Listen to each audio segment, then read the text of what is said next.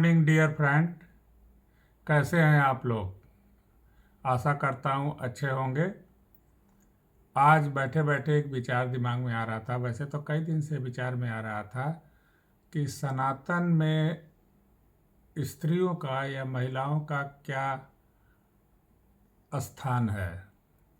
और मैंने जब भी देखा है, थोड़ा बहुत जो भी पढ़ता रखता हूँ, जो भी समझता हूँ या विद्वानों को जब भी सुनता हूँ, तो इतना महसूस होता है कि सनातन में स्त्रियों का बहुत बड़ा सम्मान है और उतना सम्मान कभी भी पुरुषों को नहीं है जितना कि हमारे माताओं और बहनों को है। माताओं बहनों को देवी का स्थान मिला हुआ है, लक्ष्मी का स्थान मिला हुआ है। और कहा जाता है कि जहाँ भी महिलाओं का सम्मान होता है, जहाँ भी उन्हें उचित दर्जा मिलता है और जहाँ भी उन्हें पूजा जाता है, वहाँ पे सुख समृद्धि स्वास्थ्य और संपन्नता या हर तरह की शोहरत वास करती है। तो ऐसा माना जाता है कि हमारी महिलाएं, हमारी माताएं बहनें देवी की स्वरूप हैं और जिस घर में रहती हैं उससे संपन्न बनाती हैं। जहाँ जाती हैं वहाँ संपन्नता क्रिएट करती हैं और इनकी वजह से ही समाज एकजुट होकर के रहता है। इन इन समाज बनाने में, समाज को सही दिशा देने में और समाज को सही प्यार मोहब्बत का पाठ पढ़ाने में हमारी माताओं और बहनों का बहुत रोल है। लेकिन जब आप सनातन को थोड़ा ध्यान से देखेंगे तो यहाँ पाएंगे कि यहाँ पे 3 ऐसी महिलाओं का तिरस्कार किया गया है और यह बात सनातन के मूल भावना से अलग जाती है। और हम लोगों को इस बात पर ध्यान देना है कि वो कौन सी 3 महिलाएं हैं जिन्हें सनातन ने तिरस्कृत किया, क्यों किया और उससे हमें क्या सीख मिलती है। तो आइए पहली महिला की बात करते हैं। और उनको रामायण में इन तीनों कैरेक्टर आते हैं। रामायण हमारा एक बहुत ही ऐसा ग्रंथ है जिसके ऊपर समाज का निर्माण किया जाए तो कहा जाता है राम राज्य आता है, यानी धरती पे स्वर्ग का निर्माण करने का जो प्रोसेस है उसका रास्ता निकलता है हमारे रामायण से, रामचरितमानस से। तो आइए समझते हैं कि वो 3 कौन ऐसी महिलाएं हैं जिनको हमारे सनातन में, हमारे रामचरितमानस में, हमारे राम के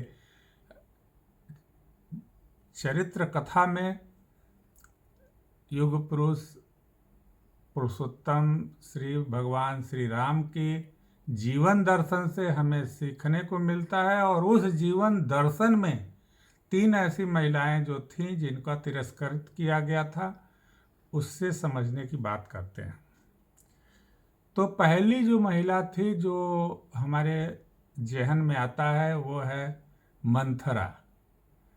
मंथरा कौन थी? मंथरा एक रिप्रेजेंटेशन है लोभ का, लालच का। और इनको शत्रुघ्न ने लात मारा था,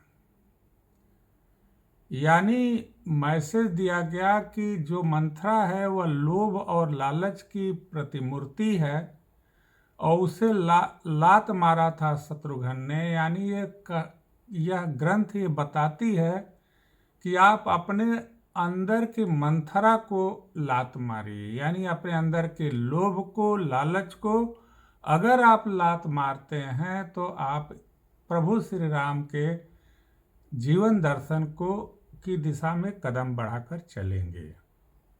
तो मंथरा को जैसा कि समझा। दूसरी जो महिला थी वो थी सुपनखा। सुपनखा को कहा जाता है कि यह वासना की प्रतिमूर्ति थी। यह वासना का रिप्रेजेंटेशन करती थी और इसका नाक काट दिया गया श्री लक्ष्मण जी के द्वारा, शेषनाग के जो अवतार थे। तो लक्ष्मण ने नाक काटा था शूर्पणखा का, ये भी एक तिरस्कार है। यानी इस संदर्भ से हम ये सीखने को मिलता है कि हमें वासना का नाक काट लेना चाहिए, यानी वासना से दूरी बनाना चाहिए, वासना पर कंट्रोल करना चाहिए, और वासना को एक तिरस्कार की दृष्टि से देखकर अपने अंदर से अगर वासना को कंट्रोल करके बाहर रखें तो हमारा जीवन दर्शन प्रभु श्री राम के जीवन दर्शन के समारूप होगा और हम जीवन में सही रास्ते पे चलेंगे। तीसरा है ताड़का, जो सबसे भयंकर हमारे अंदर की बुराई है, जो ताड़का को रिप्रेजेंट करता है। और वह ताड़का है कौन? ताड़का है बल और घमंड का रूप। यानी कि जब आप अपने बल, पैसे या अपनी शक्ति के ऊपर अहंकार करने लगेंगे तो आप एक ताड़का का स्वरूप बन जाएंगे। और अगर इसको हम अपने जीवन से दूर ले जाएं तो हमें एक बेहतर जीवन जीने में मदद मिलेगा।